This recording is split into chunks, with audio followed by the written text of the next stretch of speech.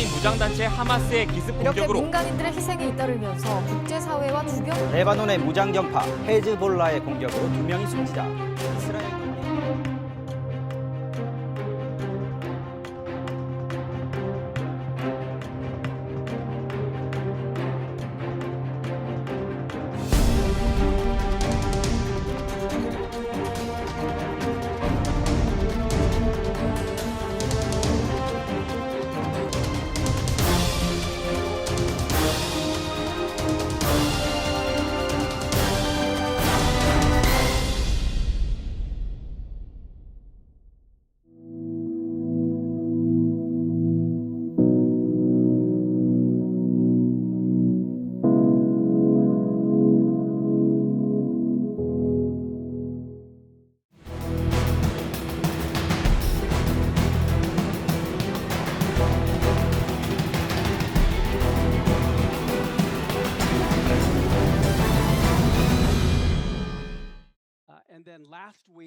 지난주 우리는 대체 신학을 다루면서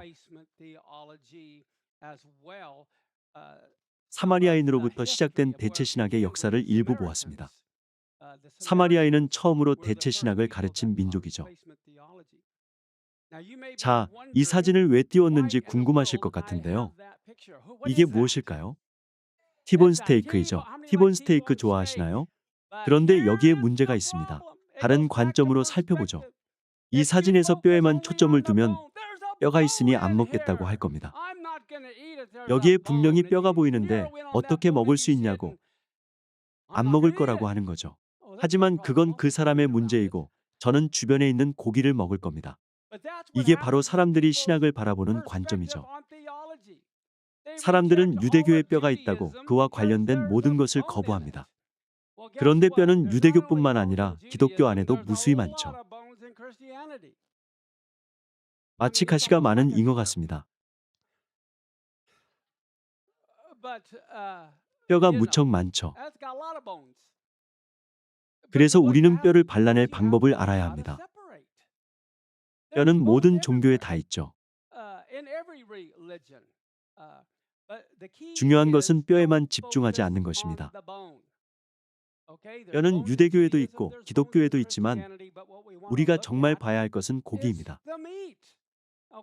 유대교와 기독교에도 모두 고기가 있습니다. 로마서 9장에서 11장을 기억하시나요?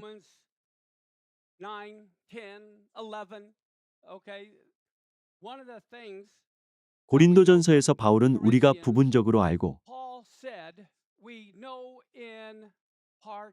거울로 희미하게 본다고 말합니다. 우리가 거울로 희미하게나마 보지만 부분적으로 알 뿐이라고 하죠. 로마서 11장에서는 유대인 중 일부만 눈이 멀었다고 말씀합니다. 즉 유대인과 크리스천이 똑같은 상태라는 거죠. 둘 다 부분적으로만 압니다. 크리스천은 이 렌즈로 보고 유대인은 저 렌즈로 보며 서로 다른 관점을 가지고 있죠. 하지만 자신을 낮추고 다른 렌즈로도 보는 사람은 사진을 선명하게 볼 수 있습니다. 그러기 위해선 먼저 겸손해야 하죠. 저기에 뼈만 있다고 하는 게 아니라 고기도 있다고 할 수 있어야 합니다.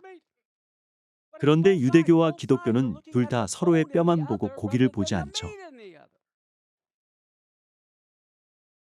자, 지난주 강의를 빠르게 복습해 보겠습니다. 열왕기하 17장 29절을 보면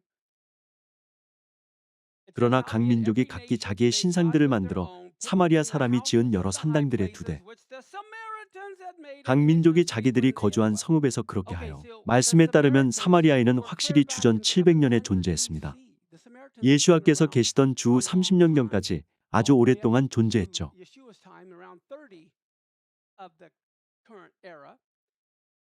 사마리아인이 생겨난 계기를 보면 아수르가 북이스라엘을 장악한 뒤 이스라엘인을 다른 나라들로 옮기고 다른 나라 사람들을 이스라엘로 옮겼는데 이주민들이 이스라엘의 하나님을 예배하는 법을 몰라서 사자에게 잡아먹히자 이스라엘인 몇 명을 다시 보내서 이 땅에 하나님을 따르는 법을 가르쳐달라고 요청했죠. 당시 사람들은 나라마다 섬겨야 할 신이 있다고 생각했거든요. 아시는지 모르겠지만 요한은 에베소에서 살았습니다. 자, 지도를 보죠. 여기에 튀르키예가 있습니다. 노란 선을 기준으로 유럽과 아시아가 나뉘죠. 많은 분이 작년에 저와 함께 튀르키예에 있는 7교회를 방문했고 빌립보, 아테네, 고린도에도 갔습니다. 이 지역을 전부 돌았죠.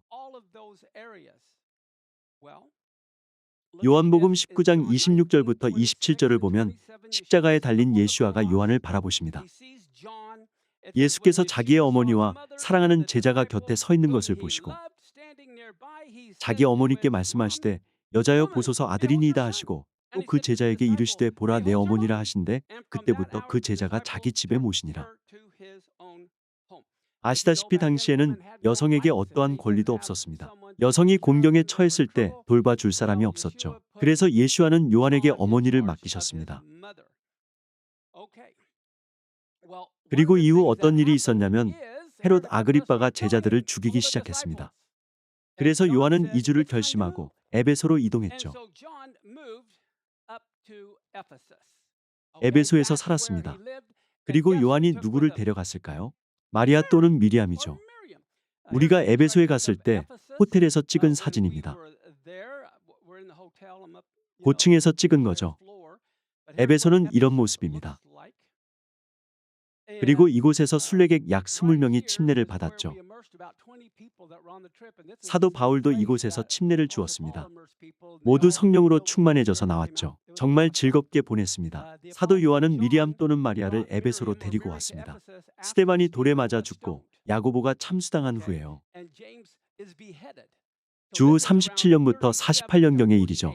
메시아가 돌아가시고 약 7년 뒤입니다. 상황은 점점 더 나빠졌죠. 헤롯 아그리빠는 주 41년에서 44년까지 통치했습니다.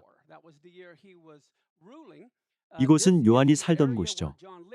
물론 이곳은 1세기, 4세기, 7세기에 보수됐고 1951년경에 다시 한번 보수됐습니다.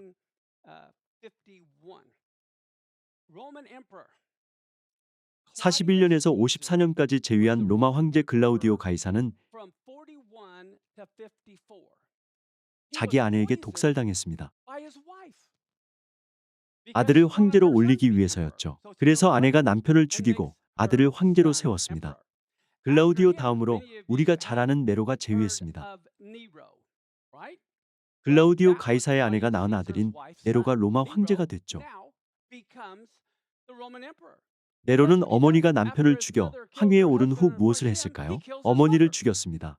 그리고 주전 68년까지 로마 황제로서 다스렸죠. 다음에는 베스파시아누스가 69년부터 79년까지 재위했습니다.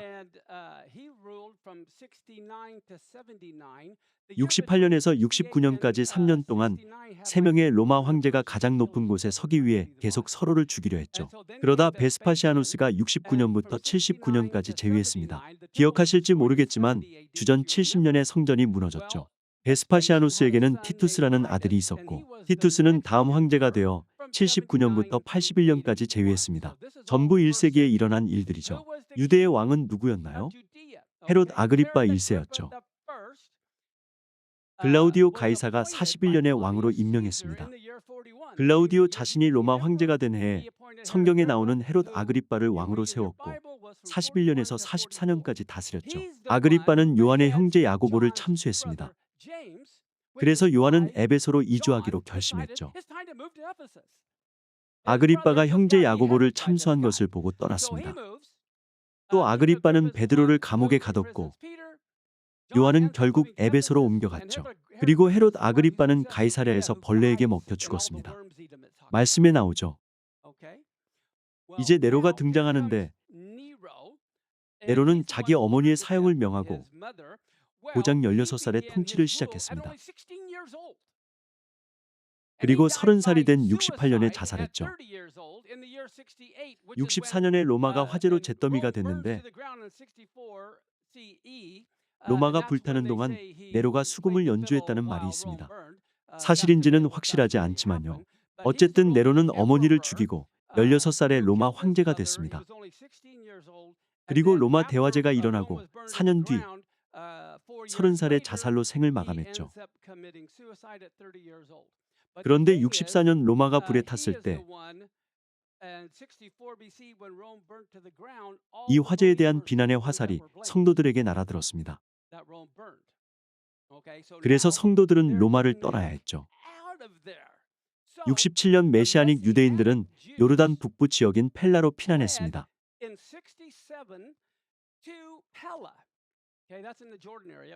페트라가 아니라 펠라로 올라갔죠.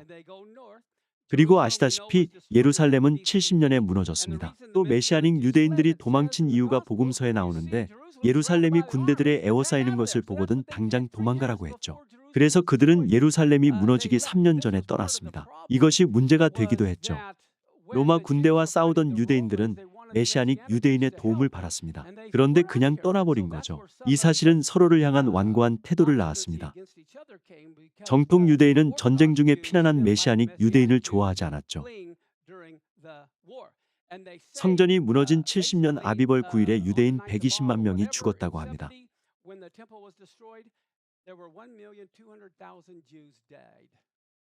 유대인 120만 명의 시신이 예루살렘 전역에 누였다고요. 남은 유대인은 무엇을 했을까요? 떠났죠.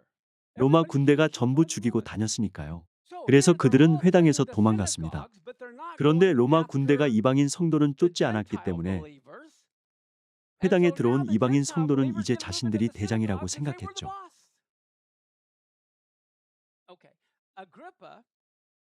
헤롯 아그리빠는 글라우디오 황제에 의해 41년의 왕으로 세워졌습니다. 자신을 자랑스러운 유대인이라고 칭하던 헤롯은 유대 지역 사람들 사이에서 굉장히 인기가 많았죠. 유대 지역에 사는 정통 유대인은 헤롯 아그리빠를 아주 좋아했습니다. 헤롯이 메시아닉 유대인을 죽였기 때문이죠. 사도행전 12장 1절에서 3절을 보면 그때 헤롯 왕이 손을 들어 교회 중에서 몇 사람을 헤아려 하여 요한의 형제 야고보를 칼로 죽이니 유대인들이 이 일을 기뻐하는 것을 보고 베드로도 잡으려 할세. 때는 무교절 기간이라 무교절 때 일어난 거죠. 헤롯 아그리빠의 할아버지는 헤롯 대왕인데 헤롯 대왕의 아내 중에는 마카베오 가문 사람인 마리암이 있었습니다. 마카베오 가문의 공주였죠. 사실 아그리빠는 태어난 것 자체가 기적이라고 할 수 있는데 헤롯 대왕이 아내 마리암과 그 집안 사람들을 거의 다 죽였기 때문입니다. 마카베오 가문이 에서의 후손에게 위협을 가한다고 느꼈거든요. 헤롯 대왕은 에돔 출신, 곧 에서의 후손이었죠. 가이사 아구스도는 이런 말을 하기도 했습니다. 헤롯의 아들이 될 바에 헤롯의 돼지가 되는 게 낫다. 헤롯은 코셔를 지켰기 때문에 돼지는 죽이지 않아도 자기 아들은 죽일 수 있었죠. 하지만 헤롯 대왕의 잔인함 속에서도 아그리빠는 살아남았습니다. 이제 디모데후서 4장 22절을 보죠. 에베소 사람들의 교회의 첫 번째 감독으로 임명받은 디모데에게 보내는 두 번째 서신을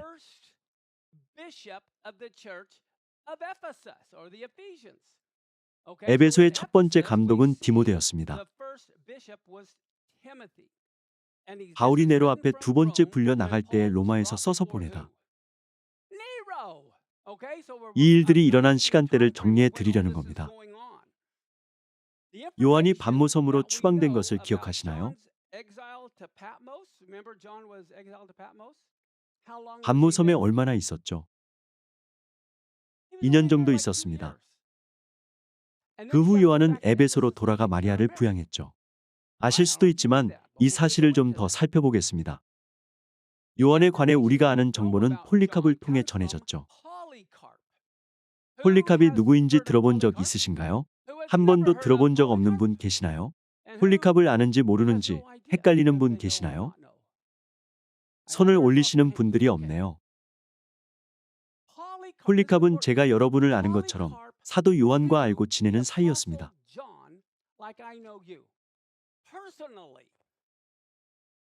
자, 어떤 일이 있었는지 살펴보죠. 여기를 보면 티투스는 79년에서 81년까지 재위했습니다. 몇 년밖에 안 되죠. 티투스는 베스파시아누스의 아들이었습니다. 그런데 이 79년부터 81년 동안 이방인 성도들이 주도권을 얻기 시작했죠. 그들은 토라나 히브리어에 관한 지식이 전무했고 헬라 철학을 도덕적 기반으로 두었죠. 그래서 그들이 회당을 장악하자 지난주에 다뤘던 요한일서 1장 9절 같은 일이 일어났습니다. 도드레베가 회당에 오는 유대인을 전부 배격했죠. 사도들과 유대인을 회당에 맞아들이는 이방인을 배격했습니다. 성전이 무너지고 10년 후 이런 일이 생겼죠. 네로가 자살한 뒤 내 황제의 해가 시작됐는데 갈바, 오토 비텔리우스가 황제로 등극했고 그 다음에 베스파시아누스가 황위에 올랐죠. 로마 원로원은 베스파시아누스를 황제로 승인했습니다. 이들은 모두 지휘관들로 서로를 죽이려 했고 마침내 로마 원로원은 베스파시아누스를 선택했죠. 지금까지 다룬 로마 황제들을 보면 글라우디오 가이사, 네로, 베스파시아누스, 티투스이죠. 티투스 다음에는 누가 올까요? 도미티아누스이죠. 도미티아누스는 베스파시아누스의 또 다른 아들이자 티투스의 형제였습니다. 1세기의 81년부터 96년까지 재위했죠. 다음에는 네르바가 황위에 올라 96년에서 98년까지 재위했습니다. 네르바는 로마 황제 도미티아누스를 살해했죠. 그리고 네르바의 양자인 트라야누스가 98년부터 117년까지 재위했습니다. 로마 황제들을 보면서 역사적으로 무슨 일이 있었는지 간략히 알려드리려는 겁니다. 조금 전 에베소의 첫 번째 감독이 누구인지 보았는데 로마의 첫 번째 감독은 누구였을까요? 81년에서 96년까지 재위한 도미티아누스가 95년에 요한을 반모섬으로 추방했고 요한은 그곳에서 계시록을 기록했습니다. 또 그때 요한은 26살 된 폴리캅을 서머나의 감독으로 임명했죠.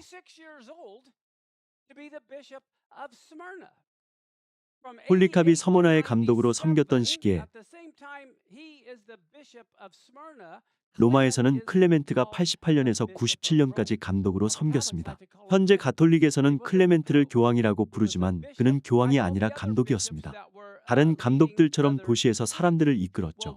그러다 96년에 네르바가 로마 황제로 등극한 후 네르바는 요한을 반모섬에서 풀어줬고 요한은 에베소로 돌아갔습니다.